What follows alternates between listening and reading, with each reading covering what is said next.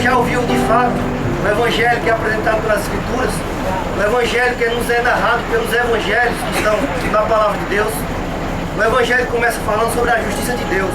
Ele nos diz, Deus é justo. Só que esse é o nosso maior problema. Alguém aqui quer um Deus injusto? Eu tenho certeza que ninguém aqui quer um Deus injusto. Mas o nosso maior problema é que Deus é justo. Porque se Deus verdadeiramente é justo, Ele tem que nos condenar. Ele tem que me condenar.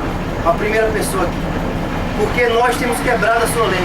Nós temos descumprido os seus mandamentos. Não há ninguém nesse ônibus, inclusive eu, que tenha cumprido perfeitamente os 10 mandamentos.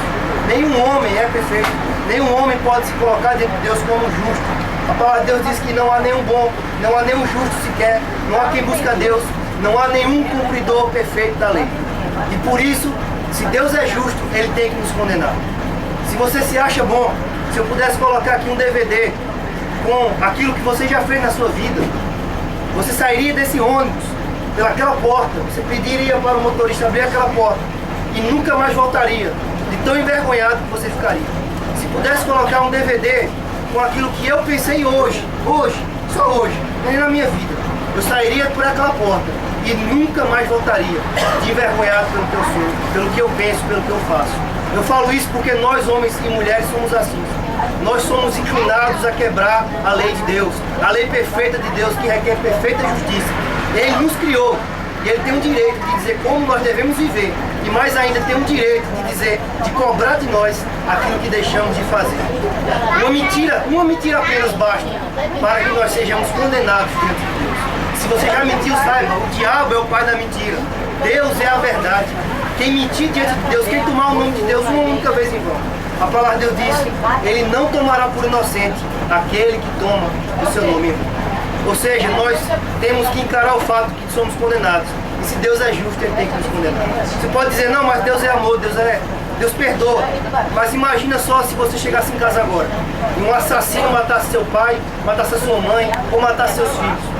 E você levasse aquele assassino para o tribunal. E chegando naquele tribunal, o juiz olhasse para ele e dissesse, eu sou um juiz amoroso, perdoador. Está perdoado, pode sair pela porta. Você sairia daquele tribunal.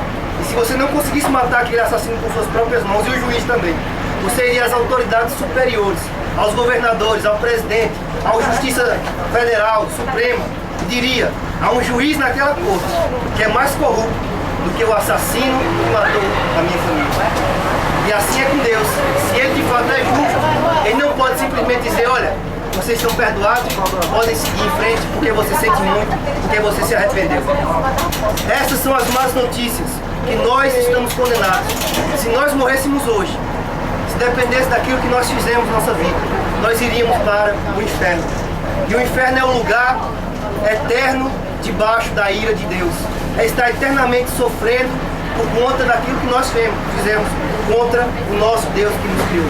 Isso é a justiça de Deus. Mas o Evangelho também fala que Deus é amor. O Evangelho, no capítulo 3 de João, versículo 16, fala, porque Deus amou o mundo de tal maneira que enviou seu Filho unigênito para todo aquele que nele crê, não pereça, mas tenha a vida eterna. Romanos capítulo 5, versículo 8 nos diz que Deus prova o seu amor para conosco pelo fato de Ele ter morrido por nós quando ainda éramos pecadores. É esse o caminho que Deus providenciou para que eu e você não tenhamos que perecer, não tenhamos que morrer e irmos para o inferno. Basta que nós creiamos em Jesus Cristo de todo o coração, com toda a fé, confiando somente nele. Não confie na sua bondade, não confie naquilo que você fez. Muitos acham, eu sou bom, eu irei para o céu. Mas diante da lei de Deus, todos são maus. Somente um cumpriu a lei de Deus perfeitamente. E ele se chama Jesus Cristo. Ninguém pode apontar nenhum pecado contra ele. Ele viveu na terra a vida que eu e você deveríamos ter vivido. Perfeito, cumpridor perfeito da lei. E morreu a morte. E eu e você merecíamos ter morrido. Na cruz do Calvário, Cristo pagou o meu e o seu pecado. E agora, basta que eu e você façamos apenas duas coisas. Nos arrependemos dos nossos pecados. E se arrepender significa confessar, se desviar dos pecados. E confessar e crer em Jesus Cristo para a nossa salvação.